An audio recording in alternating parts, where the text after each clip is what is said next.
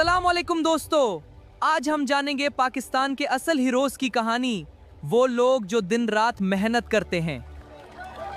भाईजान, आप रोजाना कितने घंटे काम करते हैं? बेटा 12 से 14 घंटे, तब जाके घर का चूल्हा जलता है। भाई आप रोजाना यहाँ काम करते हो, पाकिस्तान के हालात कैसे लगते हैं?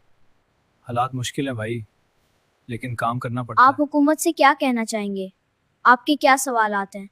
आम आदमी की जिंदगी के बारे में हुकूमत क्या कर रही है और आप क्या तब्दीली देखना चाहते मेरी हैं? राय में जब पेट्रोल कीमतें कम होंगी तो महंगाई खुद ब खुद कम हो जाएगी, क्योंकि हर चीज का खर्च इसी से जुड़ा हुआ है। मेरी राय है जब पेट्रोल की कीमतें कम होंगी तो महंगाई खुद कम, क्योंकि हर चीज का खर्च इसी से जुड़ा हुआ है। और इसी तरह हुकूमत से मेरी ये भी गुजारिश है कि मोबाइल पर जो टैक्स सब्सिडी लगी हुई है वो ख़त्म की जाए, ताकि गरीब आदमी भी आसानी से अच्छा मोबाइल खरीद मैं सके। हुकूमत से बस यही गुजारिश करूंगा कि पेट्रोल की कीमतें नॉर्मल की जाएं और जो भी हुकूमत मुझसे कहीं पे महंगा करे।